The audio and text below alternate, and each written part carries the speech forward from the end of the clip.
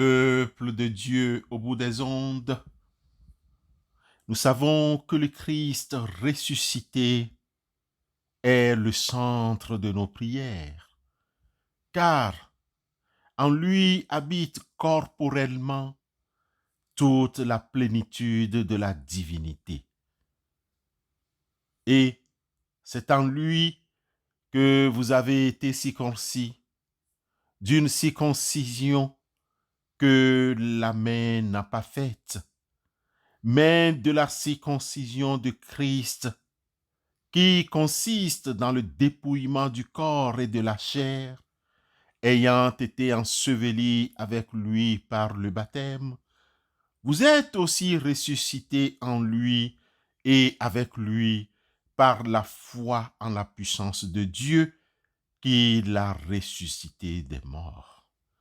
Colossiens 2, versets 9, versets 11 et 12. Amen.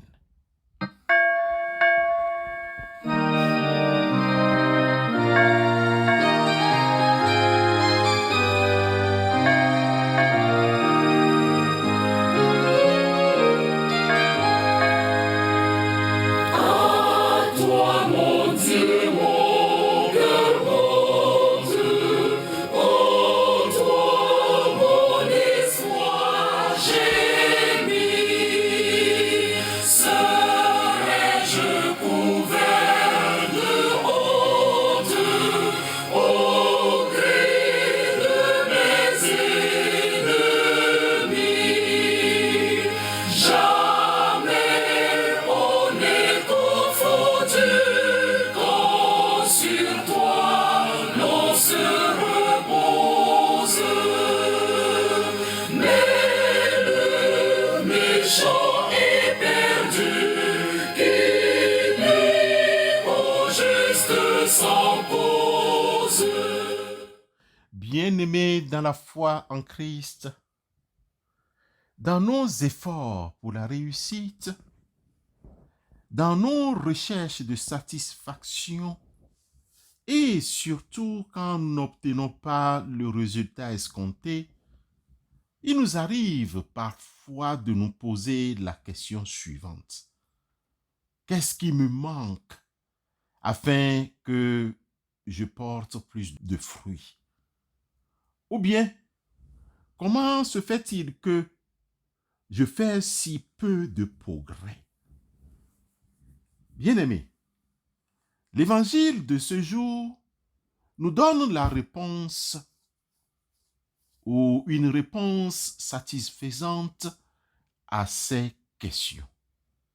Il s'agit de Jean, chapitre 15, les 8 premiers versets.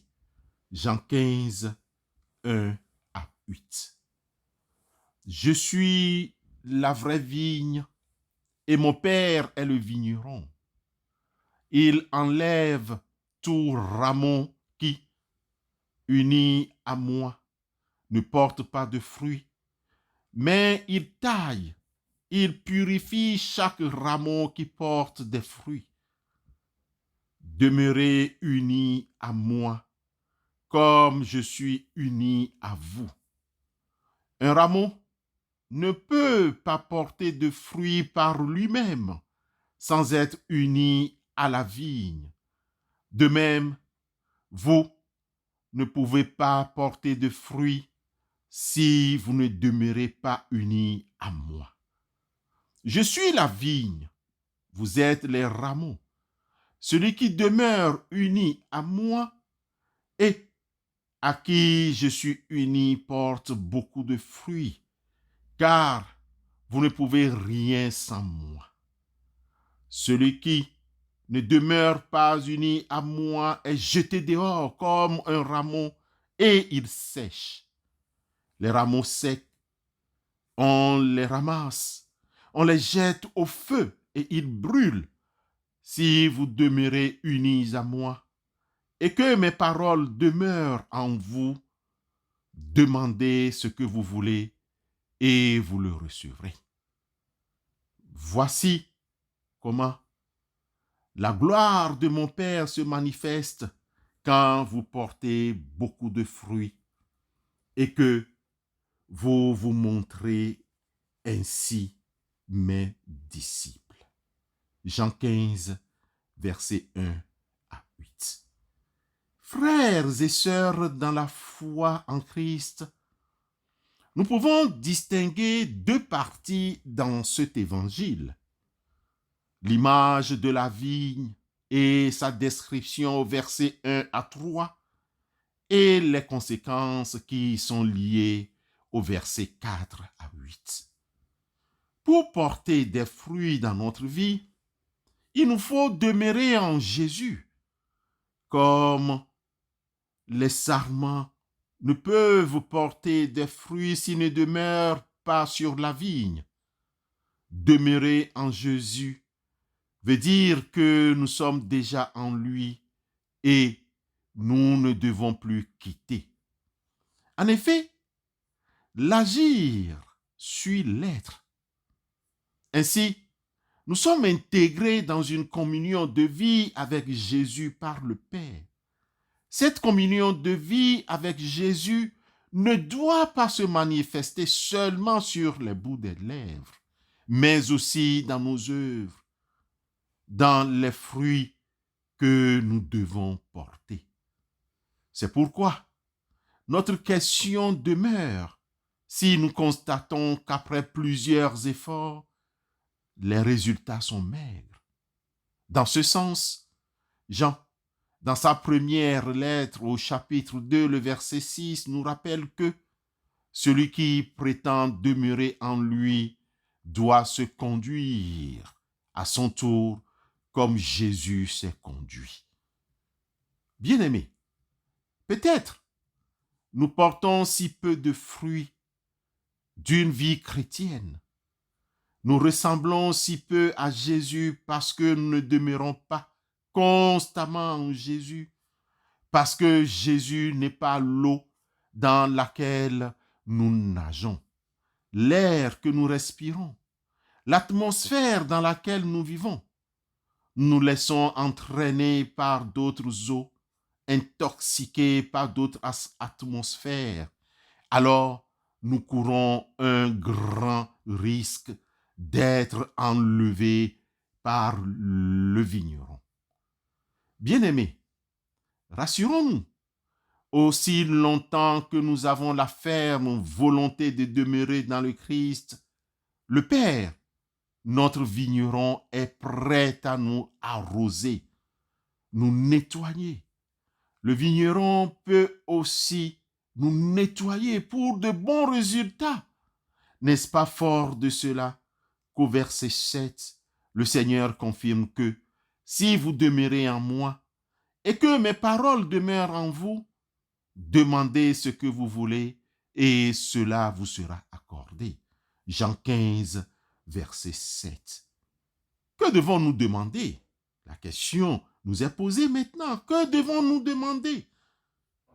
La chose la plus importante à demander est d'être purifié pour pouvoir porter davantage des fruits. Les fruits qui demeurent, ce n'est pas vous qui m'avez choisi, mais moi.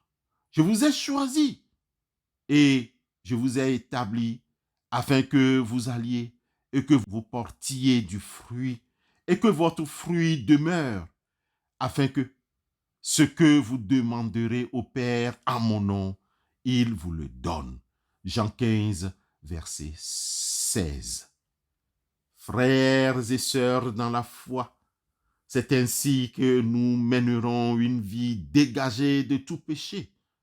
Mais, maintenant étant affranchis du péché et devenus esclaves de Dieu, vous avez pour fruit la sainteté et pour fin la vie éternelle.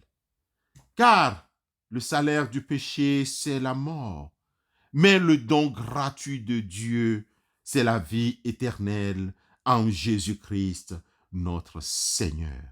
Romains 6, versets 22 et 23. Amen.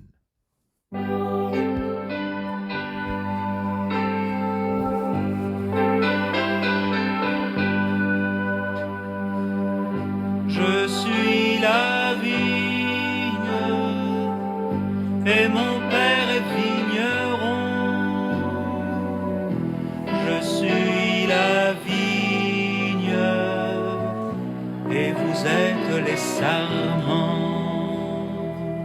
Mais on arrache les sarments quand ils ne donnent pas de fruits. Les autres on les taille souvent pour qu'ils soient forts et pleins de vie. Le sarment loin de la vigne ne porte jamais de fruits.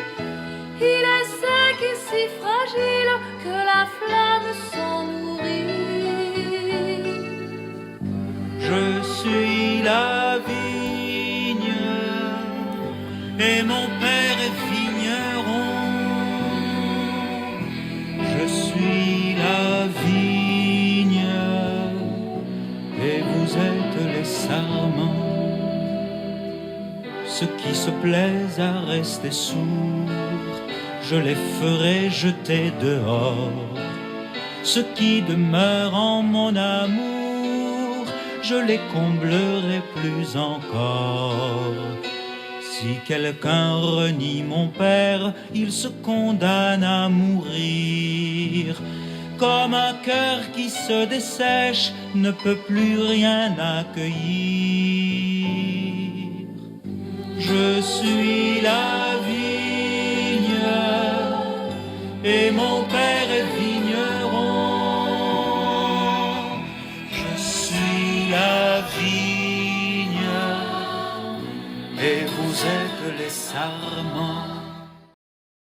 Prions Dieu. Ô Seigneur, toi qui es ressuscité des morts, toi qui ne connais plus la mort, souviens-toi de nous.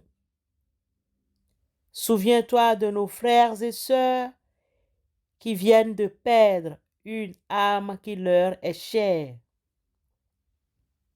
Souviens-toi des dirigeants de nos différents pays afin qu'ils s'engagent pour la paix et la justice. Souviens-toi des chrétiens pour qu'ils soient et demeurent fidèles dans la foi et l'amour qui viennent de toi. Souviens-toi, Seigneur, s'il te plaît, de la jeunesse, qu'elle te suive en parole et en action. En toi, nous vivons pour toujours. Dieu notre Père, souviens-toi, s'il te plaît, des malades qui sont couchés et leurs familles, des personnes vivantes avec leur handicap et leurs familles. Souviens-toi de ceux qui doivent se faire opérer ce jour et qui se retrouvent dans les hôpitaux. Si tu visites les autres, Seigneur, n'oublie pas ces centres de santé et leur personnel. N'oublie pas les centres de formation et d'apprentissage, les orphelinats, les écoles, les collèges, les lycées et universités. Dans ta parole, tu nous as appris. Dans le livre de Genèse, c'est à la sueur de ton front que tu mangeras du pain, jusqu'à ce que tu retournes dans la terre d'où tu as été pris. Car tu es poussière et tu retourneras dans la poussière. Donne du travail à ceux et celles qui en cherchent. Donne la promotion à ceux et celles d'entre nous qui ont du travail.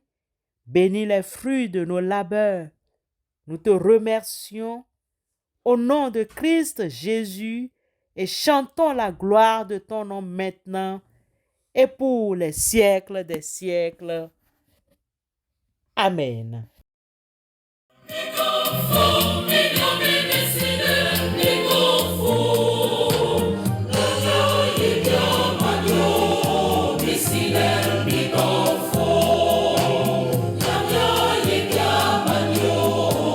Fidel,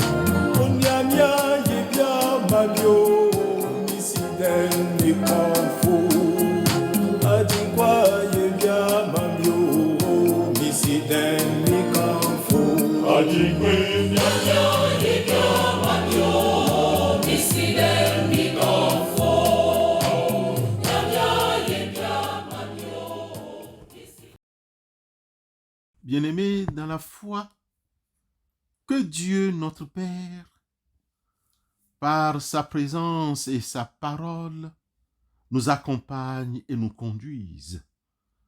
Que Dieu notre Père, par sa présence et sa parole, nous fortifie et nous donne la paix. À lui soit le règne et la gloire au nom de Christ Jésus. Amen.